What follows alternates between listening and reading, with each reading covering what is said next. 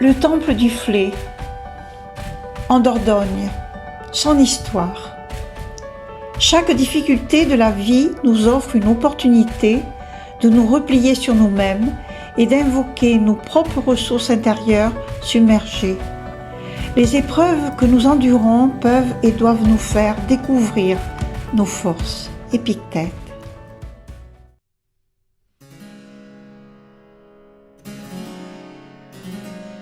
C'est en parcourant plusieurs écrits d'historiennes ou pastorales que je découvre que ce château est beaucoup plus grand au départ qu'il en est ce jour.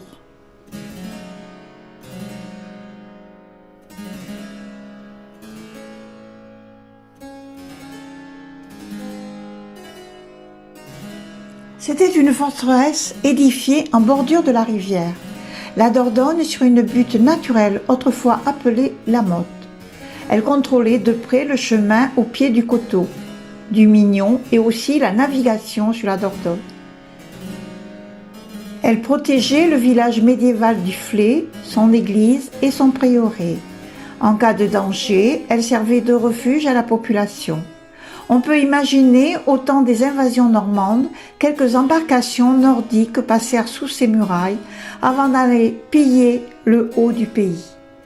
De cette forteresse, il ne reste bien visible que quelques vestiges.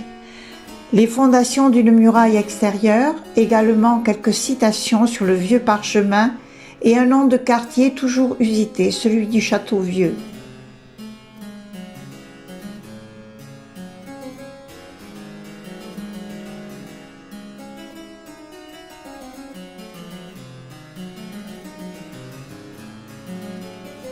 Le château et terre du Flé, depuis le XIIIe siècle, a été avec Gurson une des multiples possessions en Guyane et en Périgord, la puissante famille de Grailly alliée à celle des Foix. Au XVIe siècle, à l'époque de la Réforme et ses troubles qui s'ensuivirent, le seigneur de ces lieux était Germain Gaston de Foix, bien connu sous le nom de marquis de Trans.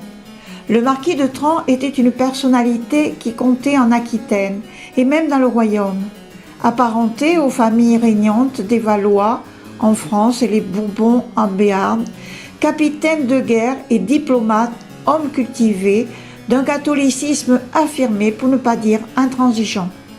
Il fut aussi l'ami du protecteur du grand Michel de Montaigne.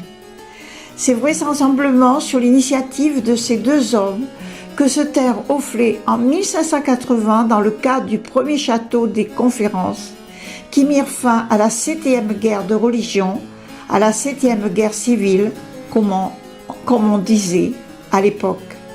Il fut négocié un édit de pacification, une étape sur la cahoteuse et sanglante route de l'édit de Nantes, presque 20 ans plus tard. À ces conférences dans le château du Flé participent entre autres Monsieur le marquis de Trans, comte du Flé, le comte Recevé, Henri d'Anjou, frère du roi de France, Henri III, Henri de Navarre, futur Henri IV, Catherine de Médicis, celle qu'on appellera plus tard la reine Margot à la réputation sulfureuse, des ambassadeurs des provinces unies, des Pays-Bas et de Grande-Bretagne, et encore moult personnages de haut rang et de grande lignée.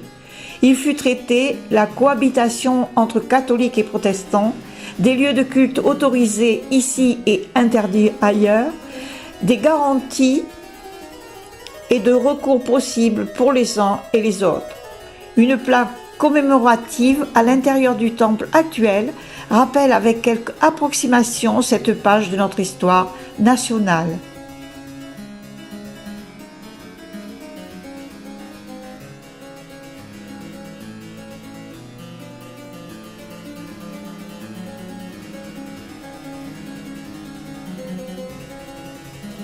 Le second château du Flé, non plus une forteresse comme Château-Vieux, mais une résidence construite vers 1620 dans le goût de la Renaissance.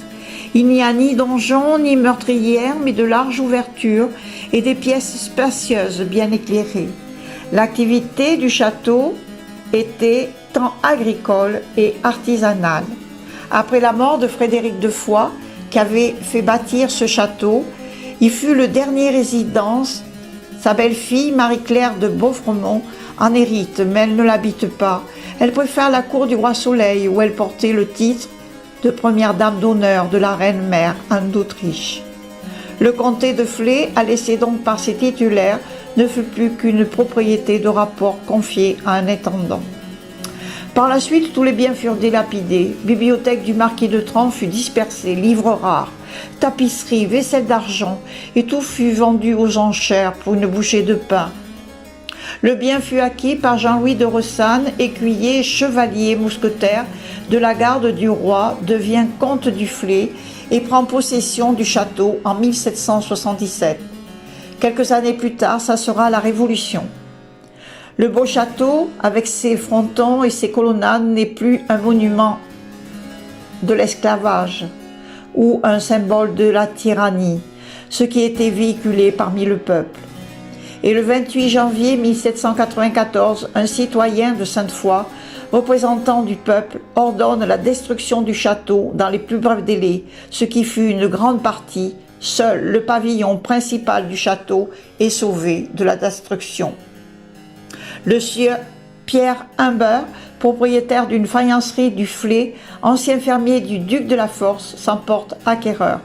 Quelques années plus tard, en 1805, il cédera ce bâtiment à ses religionnaires protestants, qui l'aménageront en temple et dont l'inauguration a eu lieu le 27 juillet 1806.